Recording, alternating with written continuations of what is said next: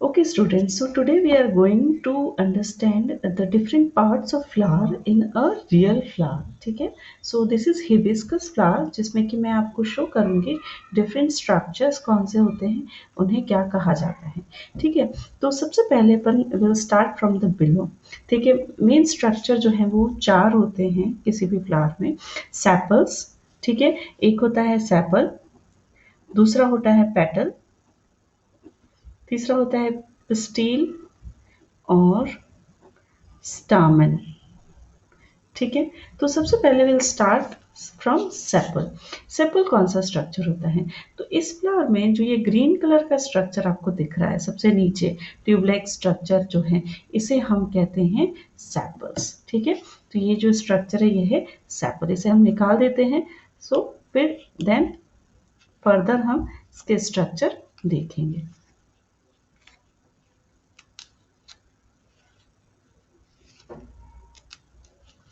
Okay, तो ये हमने पूरा सेपल जो है वो निकाल दिया है.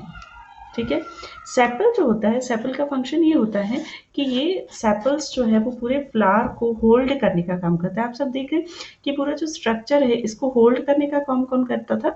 सेपल करता है. इसके बाद आप अगर देखेंगे कि पेटल्स जो हैं, ये जो कलरफुल स्ट्रक्चर हमें दिख रहा है इसे हम कहते हैं पेटल्स. तो ये आप देख सकते हैं हिबिस्कस के रेड कलर के पेटल से डिफरेंट कलर्स होते हैं इसके.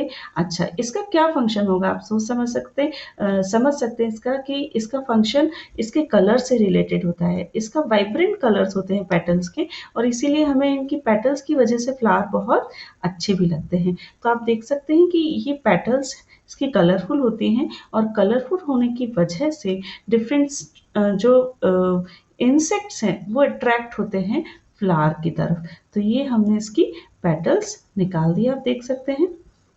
ठीक है, अच्छा, together all the petals are called as corolla. सभी पेटल्स को साथ में हम क्या कहते हैं?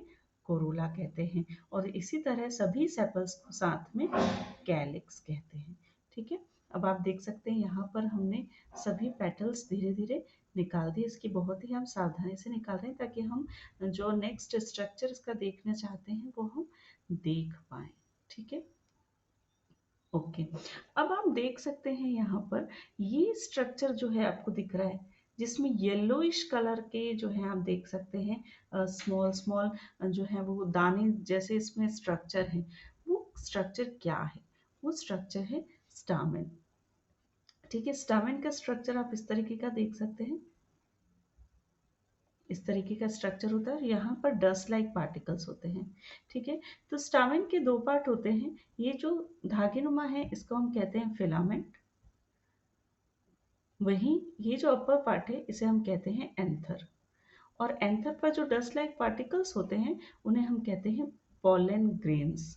ठीक है, ये पॉलेंस होते हैं. ठीक है, अब यहाँ पर आप देख रहे हैं कि ऐसे मल्टीपल स्ट्रक्चर हैं जैसे ये, दिस इज, आप देख सकते हैं ये जो है ये क्या है? ये है एंथर, सॉरी ये है स्टैमेन.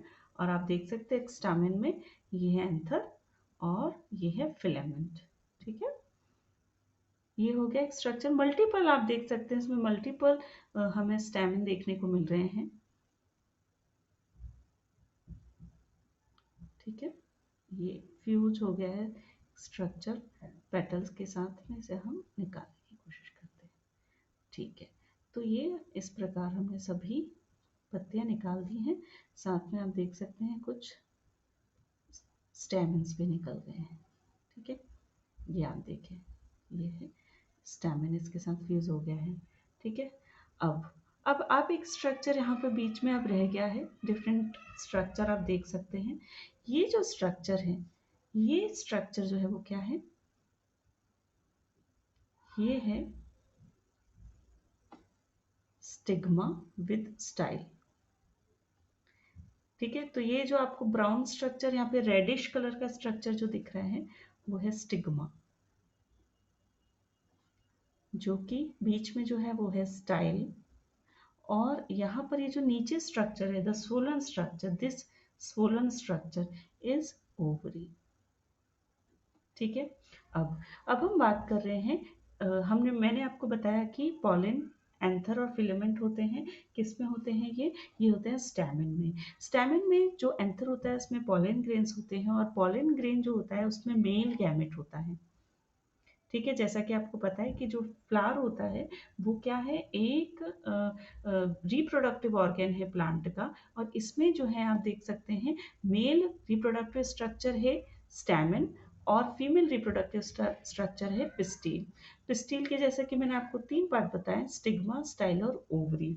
स्टाइल जो रहता है वो स्टिकी पार्ट होता है, तो इंसेक्ट्स या हवा की वजह से या किसी और कारणों से जब पॉलन ग्रेन स्टिग्मा पर फॉल होते हैं तो ये पॉलन ग्रेन अंदर जाते हैं, और व्हेन दे रीच ओवरी तो यहाँ पर जो है वो एक ओव्यूल होता है, और ये जो ओव्यूल होता है ये होता है फीमेल गैमेट।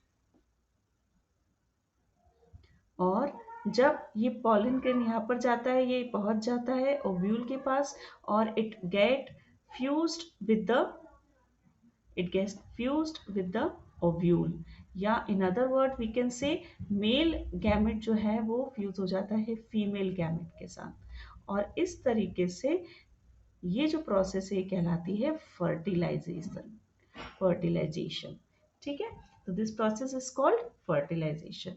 अब आप देख सकते हैं यहाँ पर मल्टीपल जो है हमें स्टिग्मा और मल्टीपल स्टाइल देखने को मिल रहे हैं, देख सकते हैं। ठीक है, ये मल्टीपल मैंने आपको बताई है। अब अगर आप इसमें ये सीधा जो स्ट्रक्चर है ये जाता है इसके अंदर, बहुत ही सावधानी से इसे हमें करना पड़ता है, डिसेक्शन ऑफ फ्लावर। ठीक है, अब ये जो पार्ट आप देख रहे हैं, दिस पार्ट, ठीक है, this part is ovary of this flower. ठीक है, ये जो पार्ट है यहाँ पर ओवरी है। ठीक है, ये हटा देती हूँ मैं सो दैट आपको क्लियर भी हो।